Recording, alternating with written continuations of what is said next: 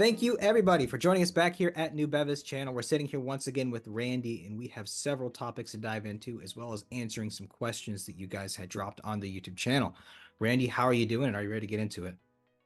Great. Had COVID early this week, but it was pretty minor, so I'm pretty good. Well, glad to see that you're healing up well. And let's start off by talking Yes. about this teaser that you were telling me about. Sure. As I mentioned last time around, I think we are more focused now on some very strategic accounts. We want to make sure that we satisfy their needs, the product, the services actually match their expectations and exceed their expectations.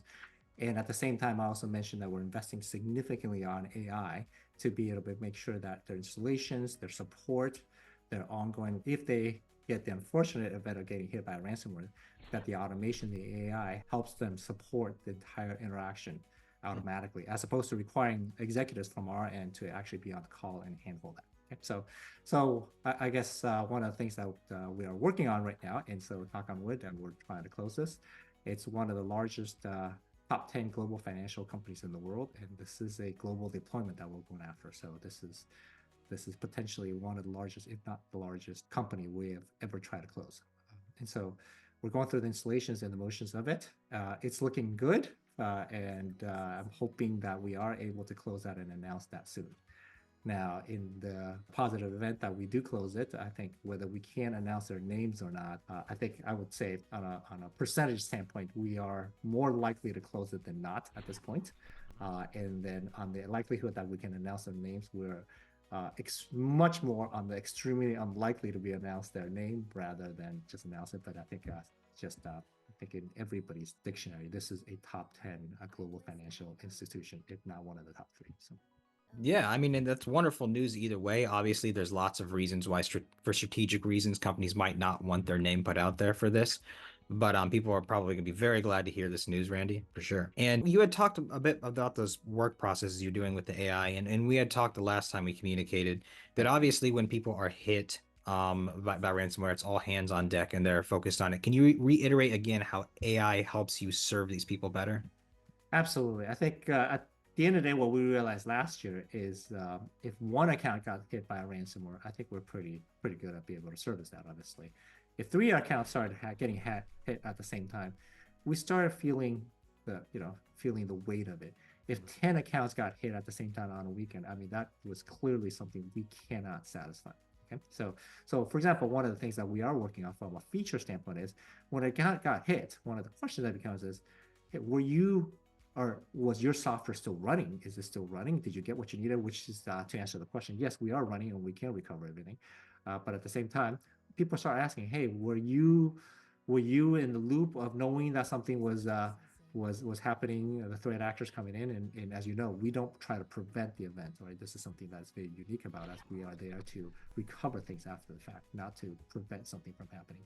And so we get ask a lot of questions as, did every single laptop, every single agent get authenticated properly? Is it still running properly? Was there anything modified from it?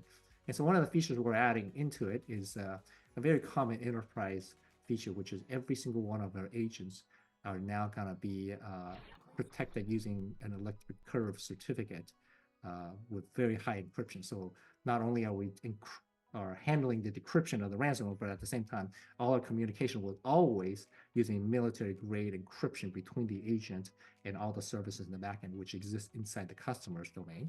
But now we're also making sure that the agent itself is authenticated, nothing is actually modified from that perspective in a very highly secure manner.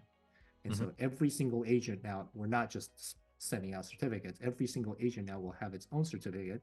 Every single one can be revoked. Every single one can actually be managed accordingly. And as you can imagine, this comes back in the full circle of what you're asking, which is, well, the more security you have, the harder it is to manage. There's more management over it. Mm-hmm. Imagine you got Windows laptops, OS X, Linux, etc., servers. How are you going to manage that? And so this is where AI comes into play. This is something that we're building in. We're building the feature, and then we're building the AI to be able to support that. Now, in the future, the near future, what we're going to get to is we want the AI, as we're building it with the AI, to build a feature. We're not there yet. We know how to build cybersecurity features. We're building them into it, and we are using AI to then making sure if this happened, if the certificate was revoked, somebody spoofed the certificate, somebody got into a laptop, were they able to export their private keys, et cetera, et cetera. every single one of those steps now is using the AI to support the installation and support the end customer to make sure they have confidence that exactly what they think happened is what happened. So that's probably, just to begin with, 50% of the battle is people are trying to understand the forensics. What is it that happened? So Great. Yeah, it sounds like you have a lot of exciting stuff going on there on the AI front. That was what a lot of people were asking about. And so then talk to me more about general quality of life updates for Nubeva. You were talking to me about the listing on the OTCQB and how that wasn't quite serving you. Can you talk more about that? yeah, I think a few years back, we had some shareholders that were advising us that we should list on the OTCQB, and that would then bring more shareholders into the loop and increase our volume. What we found out is that hasn't been the case, and so there's a reasonable fee that we pay every year that we're going to stop paying at the middle of this year. So we're not going to be on the OTCQB any further. Everything on the TSXV will continue as is. Okay. Yeah. And now kind of getting to some of the Q&A side of things. Yep. One of the questions, summarizing a little bit, was asking about percentage of licensing fees from the new distribution company. And can you talk to me just about like some of the percentages there to kind of give people whatever you can share, anyways. Yeah, I imagine the question is, when we use a reseller or VAR or cybersecurity reseller, what is the cut that we get and what is the cut that they get? This information is typically very confidential, but frankly, with the advent of the internet and with ChatGPT, this is I can answer that in a slightly different way. We are fairly standard when it comes to enterprise cybersecurity products. So the cut that we get versus what the distributors or the VARs get is equivalent to what any other company in my market actually gets paid. So if you query that over ChatGPT, I haven't done it myself, but I'm confident the answer will be pretty consistent. So. Good. And the other question was kind of just wondering if customer calls and the amount of business coming in would be reflected in the financials or the next financials that would be put out there, and if you could give any insight into that.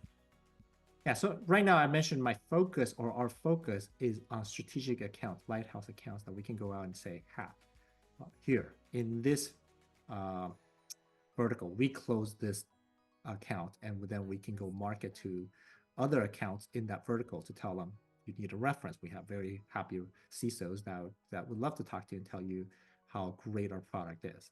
And that is our focus.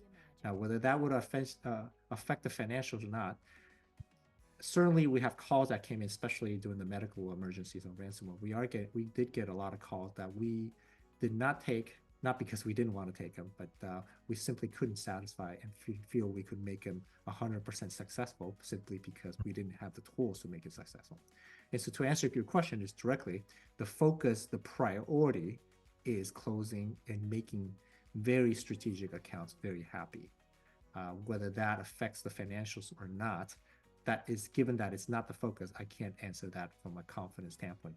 If it did, it would not be the top priority. It would be a side effect of having closed a large account, came with a large number, and hence the number got higher. But that number can get higher or lower as we go. But what I can say is our priority is the top accounts, and we're trying to make them happy. And so right now, that is progressing well.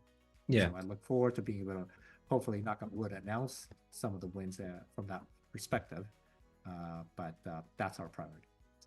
Wonderful. Yeah. And that's something you've touched on previously too, where right now you're focusing on the quality of the deals you're bringing in, not focusing on the quantity of getting as many as you can. Right. And all right, Randy, well, thank you so much for going through some of those questions as well and giving us an update. Is there anything else you want to share before we go? No, that's it. Thank you very much.